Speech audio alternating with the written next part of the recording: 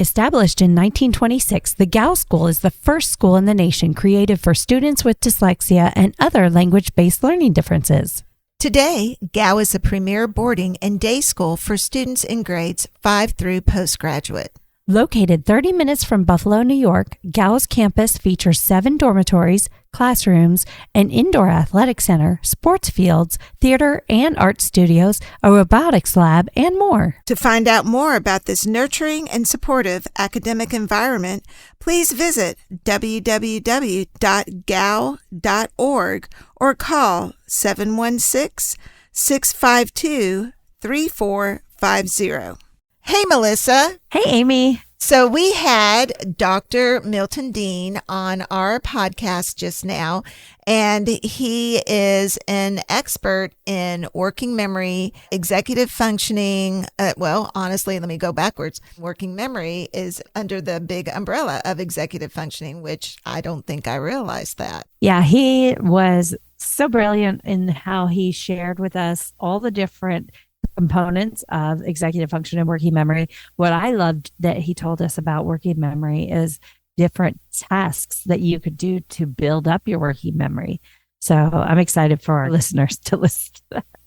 Yeah, we've done a lot of long podcasts today. So let's talk a little bit about Dr. Dehn. And he's not related to Melissa Dehn, by the way. It's a different spelling. Yes.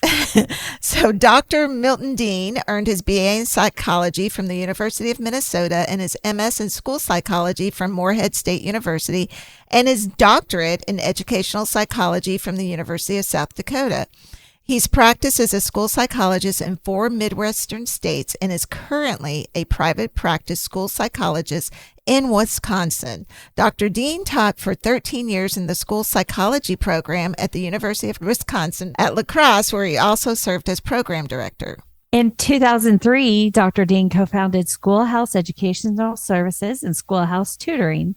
And this is in La Crosse, Wisconsin as well. He continues to conduct psychoeducational assessments, consult with parents, and provide memory training and interventions to students with memory problems. Interesting. He's also written a few of the Essentials books that we all know and love. He wrote Essentials Processing Assessment, and then he wrote Working Memory and Academic Learning, Assessment and Intervention, Long-Term Memory Problem in Children and Adolescents. Then he wrote Assessment, Intervention, and Effective Instruction and Helping Students Remember Exercises and Strategies to Strengthen Memory, which I didn't realize there was anything you could do to strengthen working memory. I know. I didn't either. So I'm so glad I learned that today. Yeah. So listen up. Next up, we have Dr. Milton Dehn. Thanks, y'all. Thanks. Hi, this is Amy. And Melissa. We are a couple of retired Texas teachers who are CALTs, Certified Academic Language Therapists. We started our own businesses, and now we have a podcast called The Dyslexia Duo. So join us for our informative podcast, where we'll delve into dyslexia, covering the topics that affect parents, therapists, teachers, practitioners, and anyone who wants to learn more. We'll guide you through everything you need to know, from the first signs to the intricacies of dyslexia curriculum placement and beyond. This season, we will cover the referral process, what to expect when your child or student is dyslexic, the generational impacts of dyslexia, and how to support those affected. Come join us!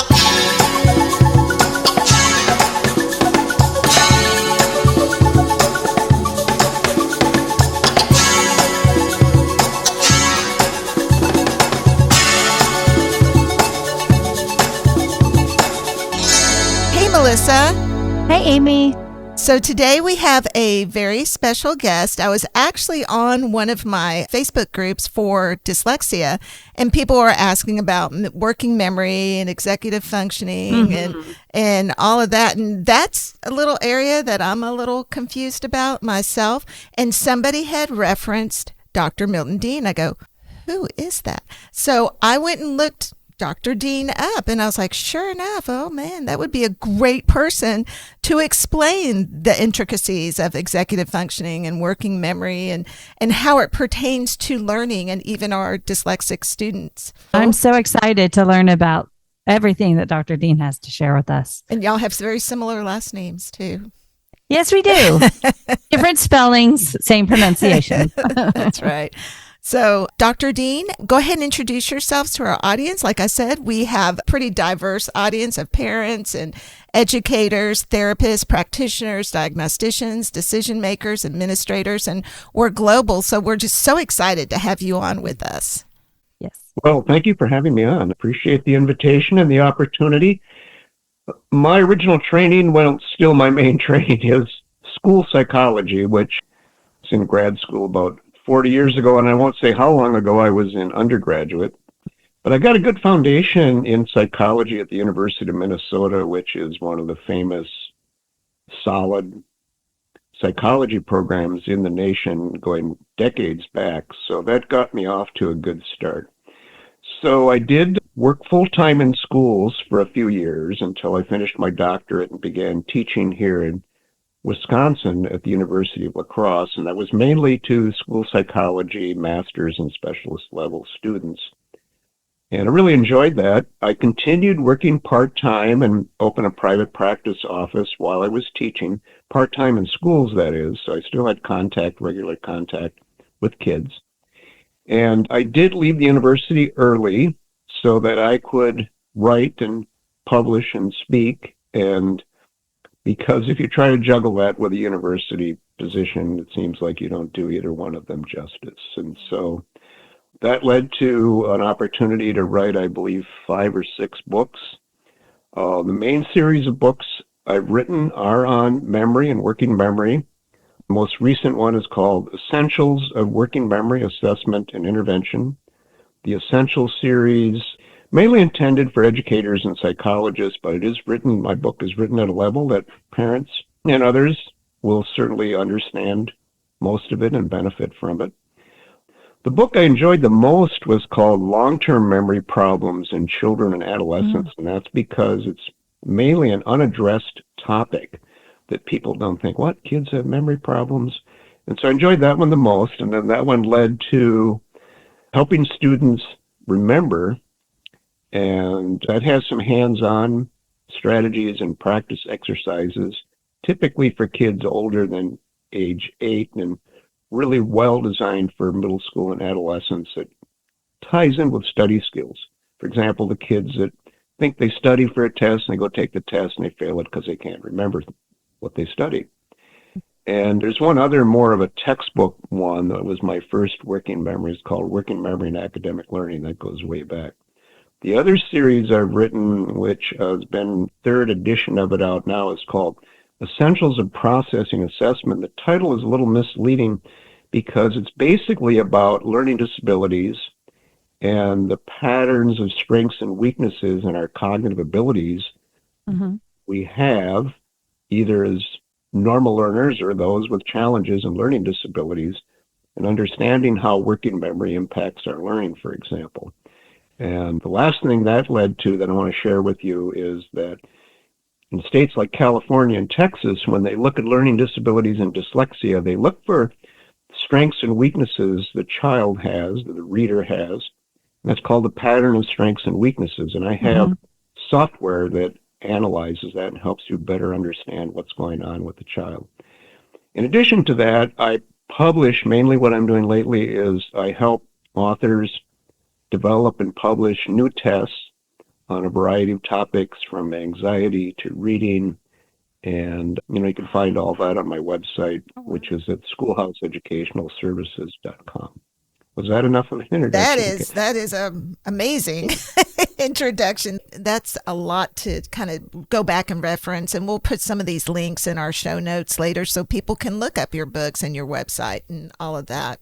So my first question, and as a dyslexia therapist, well, terms get thrown around and sometimes they're not well defined and you just kind of misunderstand what they mean. What is working memory? How would you define working memory? The simplest term is just to call it short-term memory. It just depends, on how much depth you want to discuss it with parents, teachers, or students. But in reality, working memory includes short-term memory. And so the equation for working memory, if we can put it in an equation, is that brief storage of information plus processing equals working memory. And so that classic test that psychologists use, memory for digits, forward and backward. So if I say repeat these digits backward, 4782, you have to keep it in brief storage, 4782, and you might even repeat it to yourself to do that. But then the process of reversing it, the processing, and so says that we would just call it short-term memory. In fact, in my book, we always have to remember short-term part of working memory. And so even educators and psychologists usually have to emphasize that because it's confusing where short-term and where working memory. So just the simple thing is the brief storage, hanging on to those digits long enough to get them resequenced. That's the storage. We could call that the short-term memory part, but it's still part of working memory. But if you want to keep it real simple, we can call it short-term memory. But the emphasis with working memory, it involves processing. So working memory works with the thinking that you're doing, problem solving you're doing, the expression, the listening, whatever you're doing. Working memory is tied in with that processing. It helps you retain the information in the storage part, but it also helps you juggle. I think a good example of working memory is, how many pieces of information can you juggle at a time? That's basically what your working memory capacity is. What is it about the numbers and the reversal of numbers that helps you know if there's a working memory difficulty? Yeah, that test has been around for more than 100 years, and it's proven to be robust in that it's a really good predictor of working memory applications. Like, we need working memory to solve math problems, for example. There's a pretty good relationship there.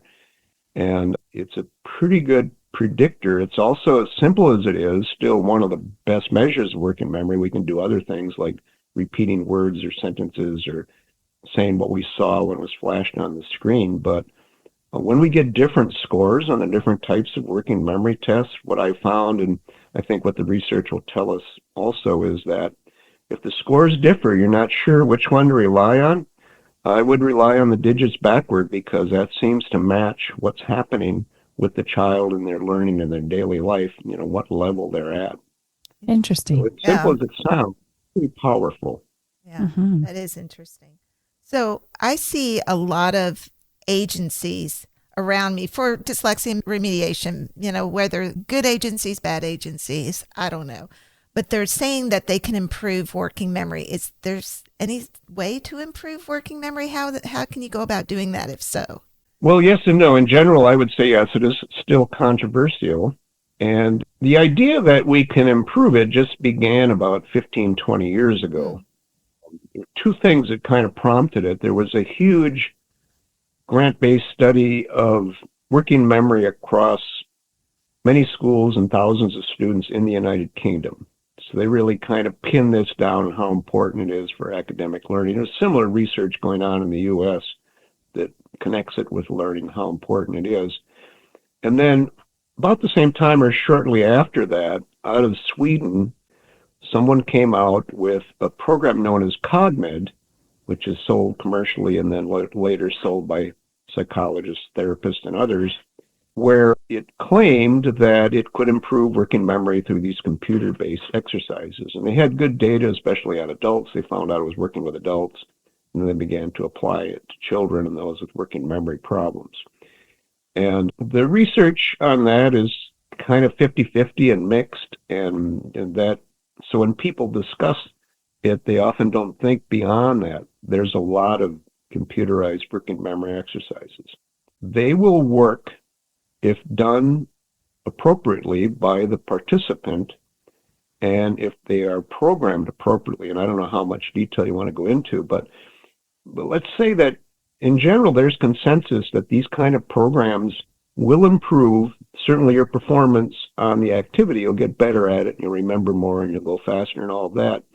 But there is agreement they'll also improve your performance on tests of working memory, like a new test of working memory you hadn't seen before or nothing you practiced for. So there's no argument that it can improve your working memory. The big argument is this: how well does it transfer, generalize, or apply to your learning then? And so if my argument is that, well, working memory is probably holding back your reading comprehension, then the argument becomes, well, the working memory improved from your computerized training. Why didn't their reading comprehension improve? And that's where it gets controversial because we get hits and misses and mixed results on the research. Sometimes it improves that. Sometimes it improves attention. Sometimes it improves our reasoning, whatever area we think we're applying it to. But then sometimes it doesn't. And so in part, it's the way the research is designed, what they're measuring. My big argument is this on that controversy. It's like, let's say you learn better phonemic awareness or phonics applied to reading, and your phonemic awareness test scores go up. Does that mean that the next day you're going to be reading better? It takes time to apply it. And it's kind of the same rule applies here. Yes, your working memory capacity has improved, and sometimes we can even see that in brain growth, but don't expect your math problem solving reading comprehension to magically be better the next day. Yeah. It takes time to apply that new skill. And there's actually research that supports that, but I've not had time to do that specific research myself. But that, I think, in a nutshell, is what that's about. So, some people say, well, it doesn't improve or transfer 100% of the time in these studies, so it's probably not true or valuable. Okay. You don't want to throw the baby out with the bathwater. Right. I understand. And I'm always so cynical when I hear agencies say, oh, we can improve working memory. And I just want to say, with what? What are you doing? How is it? How are you measuring this? And what's the carryover? I'm always a little curious on that. And if I could just add two variables that will really influence how effective it is. First of all, the student or whoever has to show up. So we use the weight training metaphor. You got to go to the weight room on a regular basis, and that's probably every other day. You got to stay there long enough and do a variety of reps, and a variety of weights. And as you get stronger, you got to add to the weight. Yeah. And so anyone who violates those rules isn't going to benefit too much from the training. So, that's part of the problem, is just the client or participant or student doing their part of it. And those that do, the ones that I worked with that are taking it very seriously and put in the effort, they do get results and they do carry over. Okay. So does attention also play a part in working memory? I have a lot of students who have ADHD, and I see that a lot of times they also have a harder time with their memory. So does that work together, or is it a comorbid condition? Could you explain that a little more? Yes, very much. It's very difficult to separate even sometimes, and is often a comorbid condition in that I think we could find, in general, research would say that, at least half of ADHD kids also have a working memory problem. So the reason they're difficult to separate is they're coming from the same control center in the brain. So the prefrontal cortex area, executive functions, attention, working memory, control center, essentially. So if that control center, executive functions control center, is not doing well, it can affect both attention and working memory. In fact, the behaviors and the performance problems are very similar. So in that large study in the United Kingdom I mentioned, one thing they comment on right away is that when students clearly have a working memory deficit, the most common thing their teacher said, this student looks like he or she has an attention problem because it looks very similar.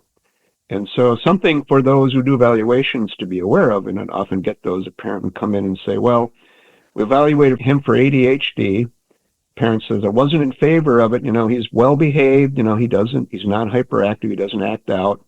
He's maybe more of this true inattentive type. And, the doctor said, he's probably not ADHD. Or they did say he was ADHD, inattentive type. But as soon as I start hearing that, I'm thinking, did they check the working memory side? So then the question is, how do we separate it? I think the best rule is to think of it this way.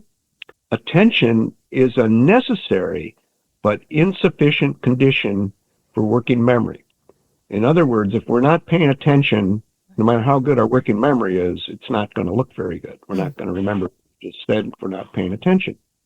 So we can't blame that on working memory for not paying attention. But if we are paying attention really well, and then we still can't hang on to it and process it in working memory like we should, that implicates working memory.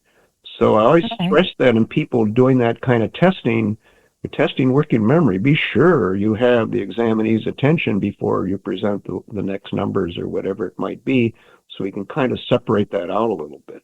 But sometimes it's just very difficult to separate. Yeah.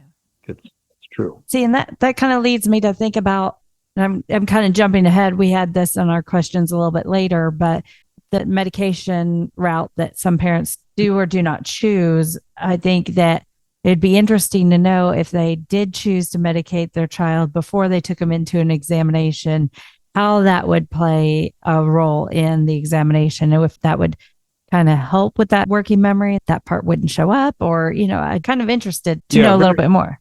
Very good question. Good point. So the evaluators certainly want to know, is that child on medication? And should they take them off of medication? It depends kind of on your objective, not take the medication that day. So first of all, we have to be aware that medication will improve both attention and working memory, and processing speed really improves. So you're right. So the question is, are you trying to get their best performance, or are we trying to get their best performance without medication? And I would say in most cases, I think you're right. We probably don't want medication that day. But if you're doing that, I wouldn't just take them off medication that day. It's like, if there's a test coming up on Wednesday, let's not take any medication this week until after the test. Mm-hmm. Then we know what the baseline is. So that's a very, very good point. And I think some evaluators don't even check. They don't even know if the kid was on medication or not. And that's really, really important to know. Yeah. Now a word from our newest sponsor. Is your child struggling with reading, writing, or spelling? Do you suspect they might have dyslexia? At Hill Country Dyslexia Services, our team of experienced educational diagnosticians are here to help. We offer a thorough evaluation process at HCDS to help you identify your child's needs. Call us today at 512-648-2291 to schedule an appointment and take the first step towards supporting your child's learning journey. Hi, this is Amy Rodenroth, and as part of the Dyslexia Duo podcast team and owner of Discovery Dyslexia Services, I want to talk to you about my business. Our COUT-trained team offers expert virtual or in-person therapy located in Prosper, Texas, using proven dyslexia curricula like Take Flight, Build, MTA, Alphabetic Phonics, and Reading by Design. We also provide crucial independent evaluations and advocacy services. Don't wait. Empower your child today.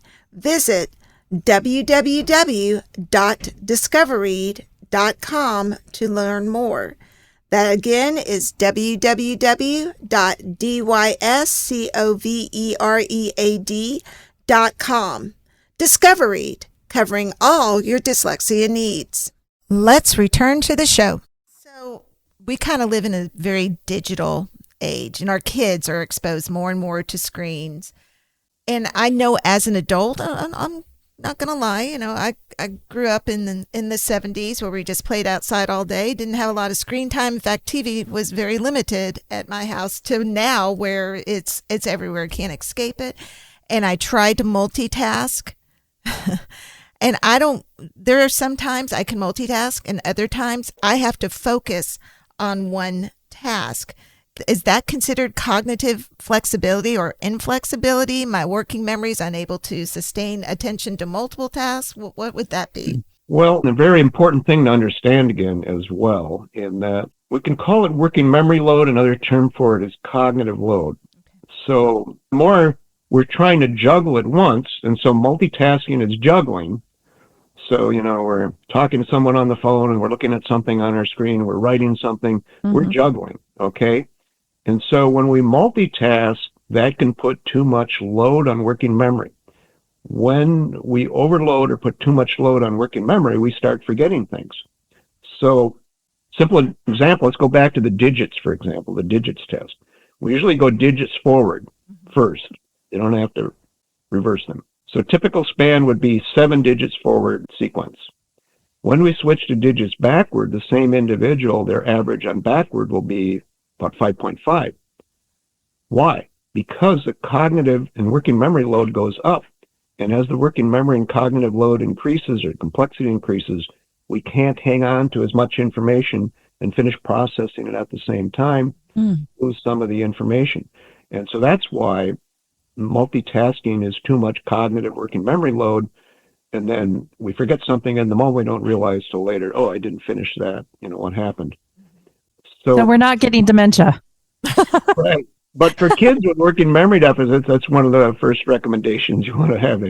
Hey, one thing at a time. Multitasking is not your strength. We don't want to be doing that. So overall, should people, I know we have to multitask, especially in this society, but is it harmful for people to constantly multitask? No, it's good. It'll challenge your working memory. And my philosophy, and I think most would agree, if you're challenging your working memory, you're making the brain work, you're going to certainly maintain what you have. And, as it's growing, you can make it stronger. So that's okay if you do it in a structured way. And that goes back to the second part of your question earlier about flexibility. I would prefer to call flexibility shifting if we're talking about working memory, because in juggling here, we're shifting. And so let's go back to digits backward again. So you give me 4 digits to resequence. I might repeat them a couple of times. So that's rehearsing and maintaining them. And then I switch to, okay, the first backward number then is 2, and I'm thinking then 4. Then I go back to, what was I saying, 8742, 8742. Simple example, I'm shifting between repeating it and resequencing it. That's shifting. And so when you're multitasking, you're shifting. Shifting is a good thing. For young children, shifting is very difficult without losing all the information. And especially if we have working memory challenges, shifting is more difficult. But in my working memory training, I actually include that, because if the individual can learn to shift more systematically, they can do better in working memory performance. Okay, great. I'd love to hear all of this. It really helps me know, like, some of the things that I witness in my students as well as in myself. And like I told you, I've often wondered if I have Alzheimer's, because I just can't seem to hold anything anymore, because there's so much going on all the time. And I'm just fascinated to hear that it's more just about the cognitive load and just that inability to just hold on to so many different things all at one time.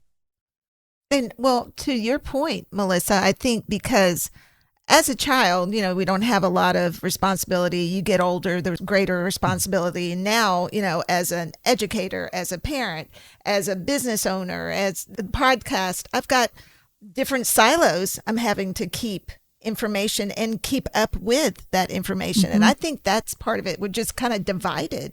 I mean, Dr. Dehn, am I on the wrong track or? Right. Yeah. It's, okay. Anxiety will add to it. We need the focus, that type of thing. Right. Yeah. It's difficult not to be overloading working memory in a normal situation. And in a very busy classroom, it's easy to have working memory overloaded. I actually have a handout, if there's any, we can post it for you, on cognitive load. And it points out, for example, the behaviors of a high cognitive load teacher versus a low cognitive load teacher. And so some teachers that are very talkative, they're expecting the kids to multitask and they're distracting the kids. They could be high cognitive load teachers that add to the kids' learning challenge, and it's not the kid anymore. It's just the learning environment and this instructor style. So that kind of relates to what you're saying there. And then we do it to ourselves sometimes as well. For example, can we listen to rap music, and sing along, and study effectively at the same time? Well, probably not. If our working memory is weak, not a good idea. So mine must be weak, because if there's any distraction around and I'm trying to type up a document, I have to turn everything off and close the door. Yeah, I have to listen to classical music. And you mentioned Alzheimer's. Just, we need to know that certainly by our mid-50s, we're in a decline on working memory. And certainly by your 60s, you're very, very aware of it. And it doesn't get any better after that. Oh, no. You are not in cognitive decline, Melissa. I promise you. Don't worry about it. I was talking with a 42-year-old yesterday. I had to double check her age because she contacted me talking about all these problems. And to me, it was sounding like somebody in their mid-50s and the normal decline. I was I said, how old did you say you were? Well, I'm 42. And Holy cow. You just go cover your mouth. you shouldn't be declining already. Maybe there's something going on health-wise, maybe wonder, but. Yeah, I have two parents who succumbed to Alzheimer's. So I'm very hyper aware of that, very hyper aware of the statistics, very hyper aware of what my brain may or may not be doing. So always keeping a challenge going.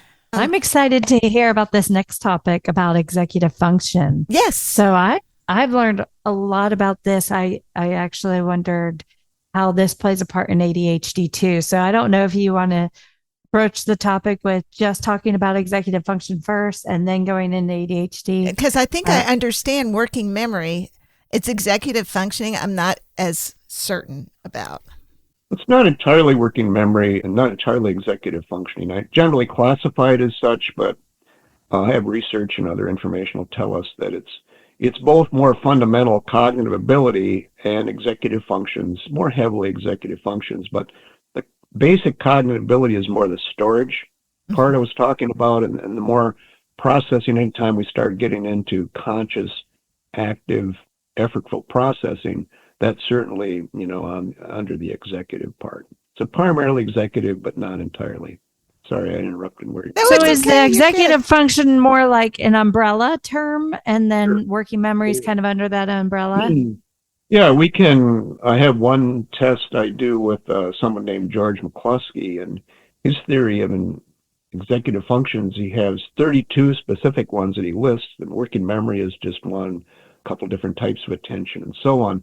The big things we always think of are planning and organization. And so when I talk about ADHD kids, even the person originally came up with the term ADHD, his name was Barkley, he said later, I wanted to call it executive function disorder, but I didn't think people would latch onto it and understand it very well. But he says, I regret not doing that because, real ADHD kids are primarily just that. They're executive dysfunction disorder kids, and attention is only part of their executive dysfunction.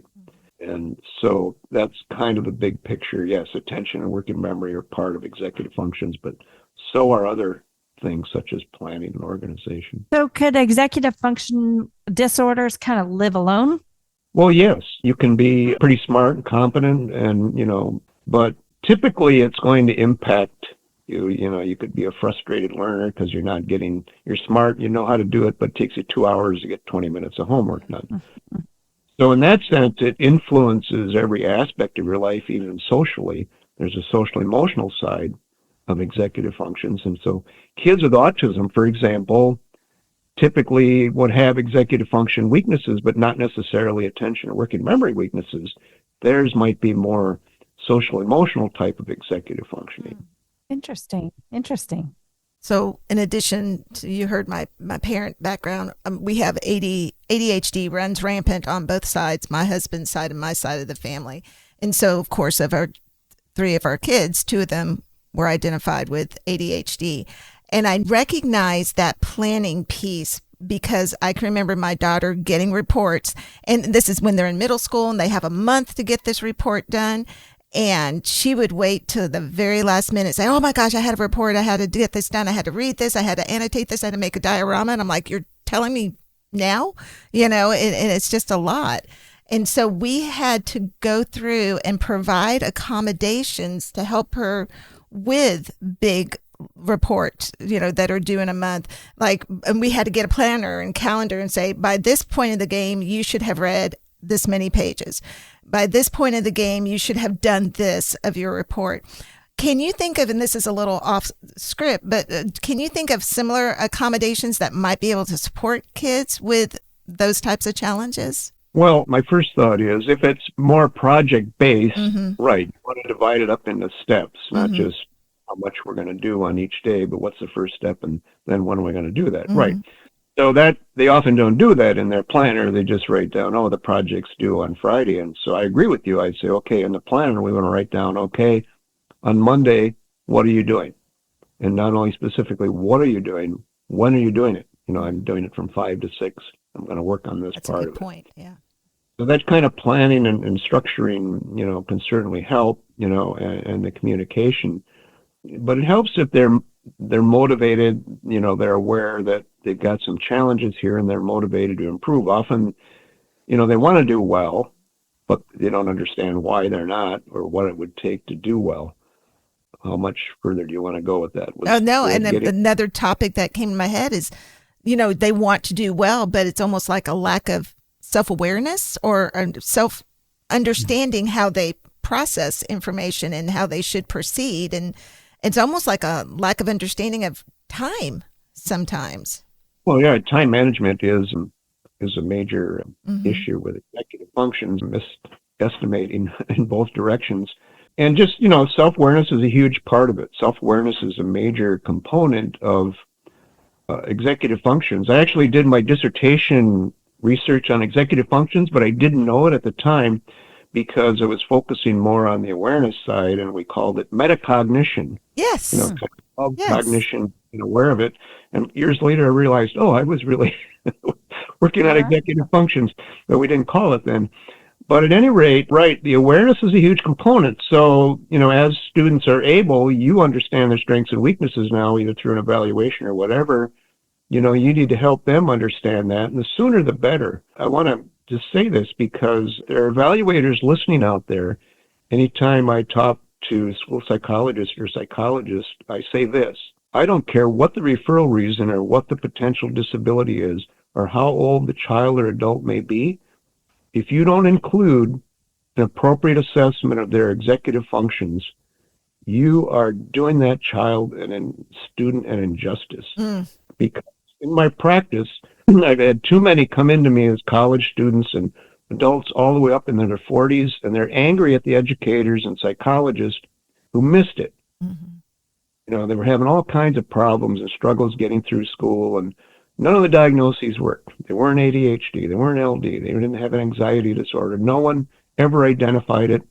So it remained the elephant in that kid's life, not just the elephant in the kid's classroom. And they're justifiably angry at us. Yeah. And so the sooner you can identify that, the better. And so certainly if you know they have an ADHD diagnosis, let's just not let the parent think that attention is the only problem. Let's finish out the executive functions evaluation and understand the other strengths and weaknesses. So that's a huge part of it. And then, then you can accurately convey and help the individual understand where they are with their strengths and weaknesses and how it's affecting them. That's always an important part of any intervention with those kids. If you don't do the awareness part, you're wasting your time and theirs because they don't see the connections. And I think that's valuable that you brought that up too, because a lot of people, when they hear ADHD, they think it's, hyperactivity or drifting off, and there's so much more to it. So if you were to think about a parent that knows their kid best, knows what that child goes through every day, what kind of tips would you give them to help them see that maybe there's an executive function weakness that they could alert their school about or go seek out their own private testing? What are some things that they should be looking for?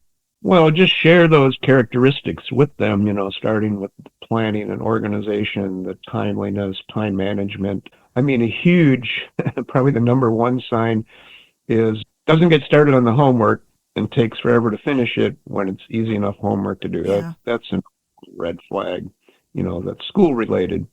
But, it also, impacts social relationships, doesn't make friends or maintain friends very well. That may be because, they're impulsive, inappropriate social behaviors, that type of thing. So, just sharing those characteristics with them. And they need to know it's more than just an attention issue. And that's another reason why medication doesn't solve all those problems. Right.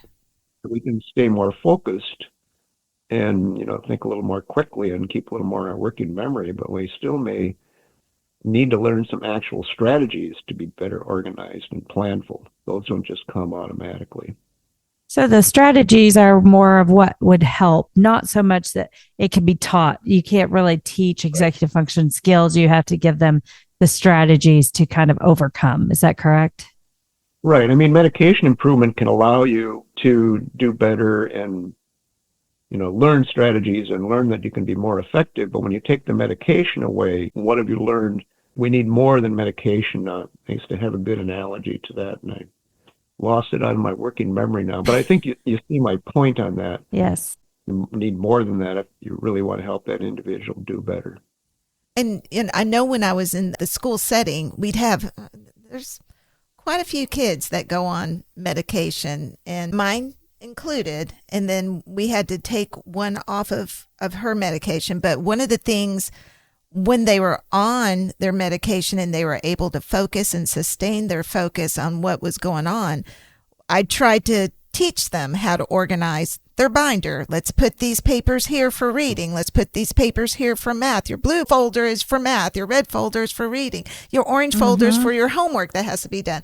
And I would try to when I had their attention, get them focused in on it. But then you have and medication doesn't work for all. And it didn't work for my children, because we tried for 5 years in various classes and various strengths and all of it. And we had to throw up our hands and say, we'd rather you be alive than, have mental issues with the medication that it's causing. And so we had to learn how to work around that. And honestly, as one of them, as an adult, she's thriving off of her medication and she's doing real well, and she knows how to plan, and she's in college and she's planning her classes and she's taking her evenings and getting her homework done.